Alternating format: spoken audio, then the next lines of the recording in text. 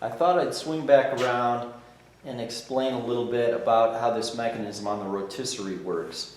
Actually, when I put it together the first time, I'm going to take this disc off and show you this inner disc. I didn't really have the right bolts. I just had some sheet metal screws that went through here. You know, I was working late at night. I wanted to get this thing to the point where I could, you know, see if it worked. So I just used what I had. Anyway, since then I've gotten some bolts that go through, all the way through this beam. So anyways, this inner disc is connected to this frame, the frame of the rotisserie. And while I had this apart, I thought I'd just show you this because when I built this, it was really before I started making video. So anyways, here I reinforced this too and put some bigger bolts, through bolts in there. So this will go on the shaft, on that axle, and press up against that disc, and then I will weld this tube to this axle. So this outer disc will be connected to the car, the inner disc connected to the rotisserie, and that's how it works. You know, I just clamp those two together. Anyways, I thought I'd just, since I had it apart, I thought I'd just kind of explain that a little bit more. Now I'm gonna weld that, and I'll be done.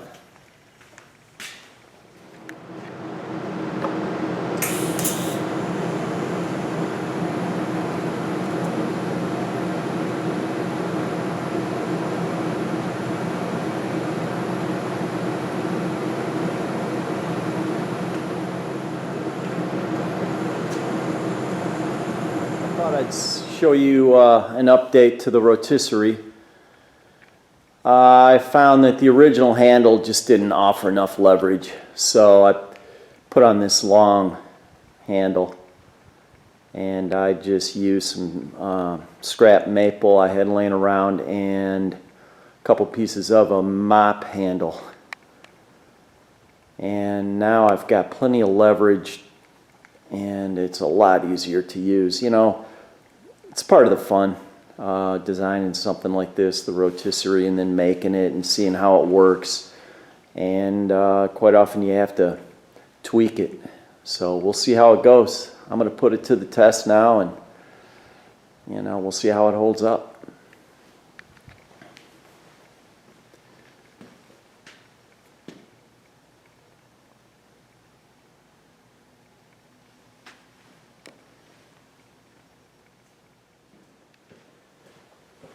So here it is in action. Now I can kind of use right hand on the clamp and left hand on this handle. Before I had a handle down here, I actually cut it off, the original handle. But anyways, it was, you know, it was like this, and it really just wasn't long enough. So now I can really control it. And like I said before, I've cut, you know, a lot of metal off, and it's not balanced very well right now.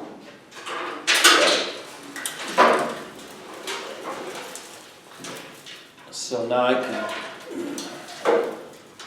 pretty much handle it in the spot. Pop the clamp on it. Yeah, that's it.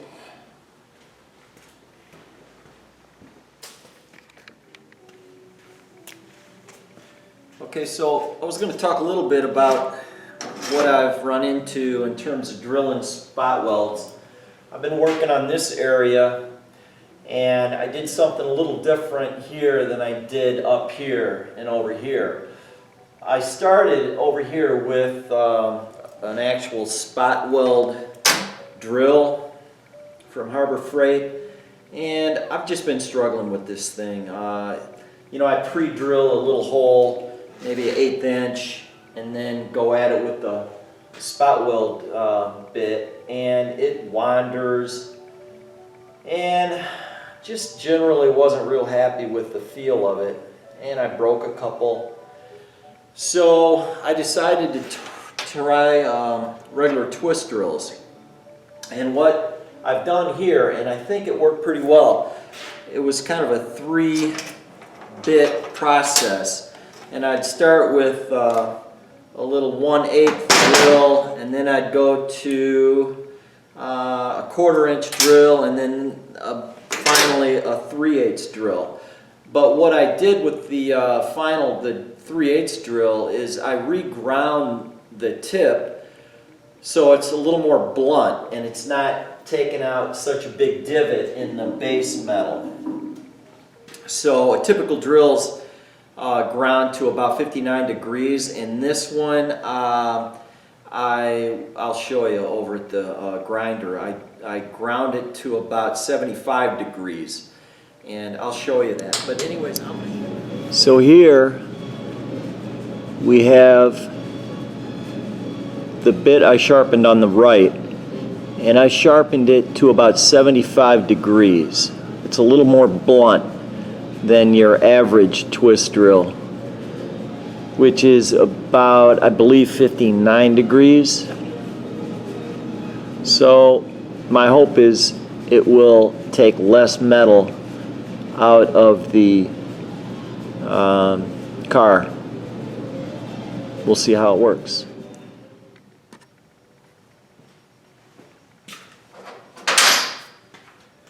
So first of all, I go along and hit it with the center punch. Yeah, I've already done a couple of them there.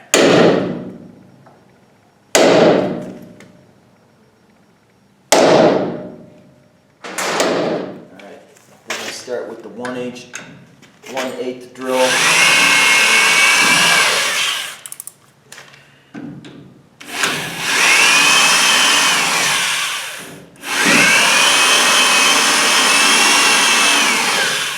See, when your drill bit is sharp, there's big flakes coming. If you don't see those flakes, your drill bit isn't sharp. I stopped, but then you can see the flakes coming off of there. It's really biting. Nice and sharp.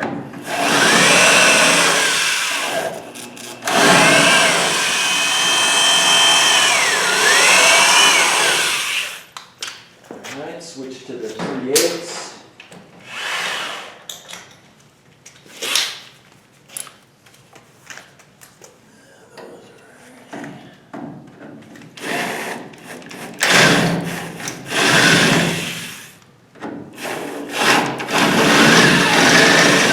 You can see how that's really biting. It almost hangs up. But it's taking a lot of metal at once, being so blunt.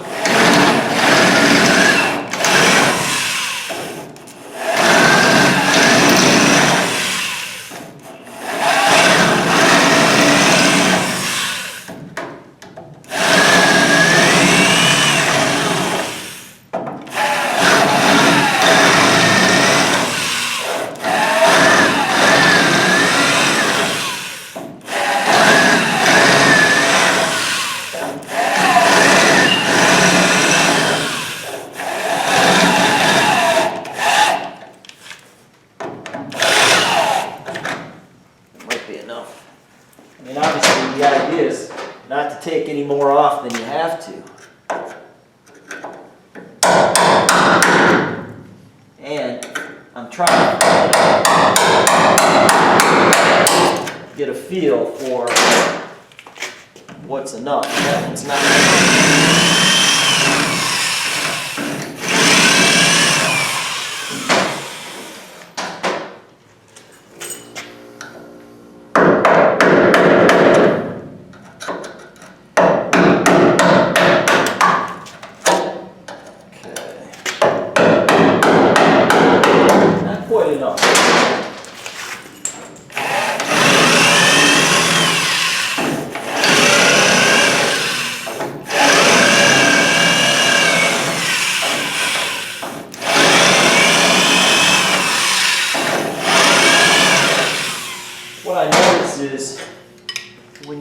gone far enough, you start to see a little seam in there, and there's rust. And you'll see that line of rust.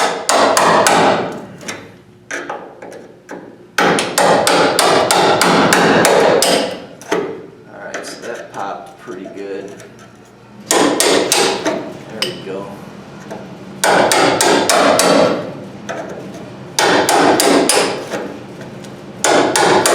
These were right on the edge of the floor. So you're seeing these kind of half circles. It was on the edge.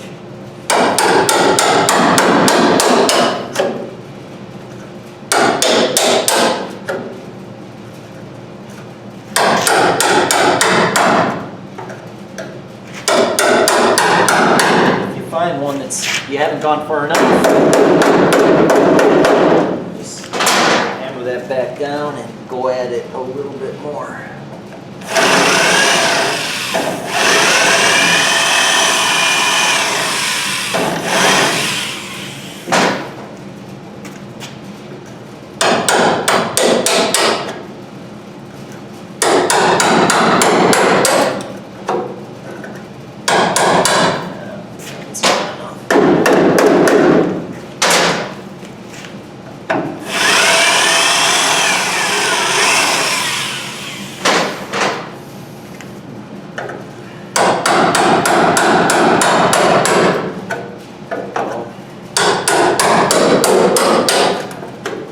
So you can see that went pretty fast, and I feel like I wouldn't have made that much progress with the spot weld cutter. This went much faster, and I believe there's not as much damage to that beam, that structural beam there. I mean, I drilled into it a little bit, but it's not very deep.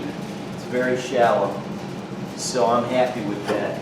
I like the speed at which that progressed. And this whole thing is loose now. So there you go. I'm going to show you how I sharpen these drill bits. And this is such a useful skill to acquire, just because, you know, drill bits get dull easy. And it just makes your work so much easier if you have a sharp drill bit. And it's not that hard to do. It's just a little bit of a feel. It's something my father taught me years ago. It's old school, and you know, there's no fancy equipment. So basically you want to be consistent at the angle you hold it. And basically you're touching and you're swooping up like that. So it's there, boom. Turn it, boom. Turn, boom.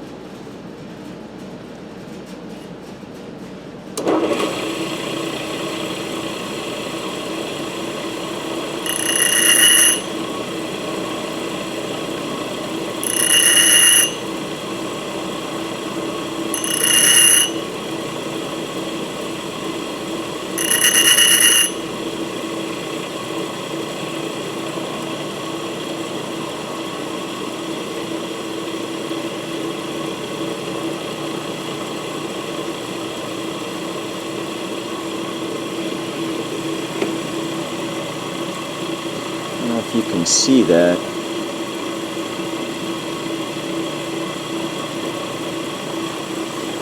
I know it's hard to see.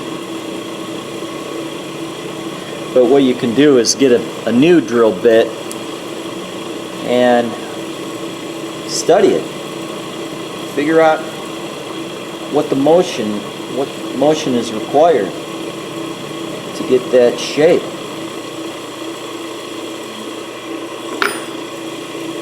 Comes in handy. Here's a closer look at those divots. Yeah.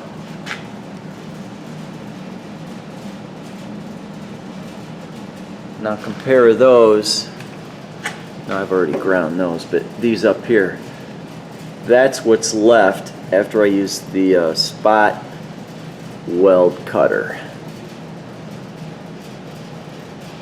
I don't know. I mean, it's okay. It's fine. But it was slower.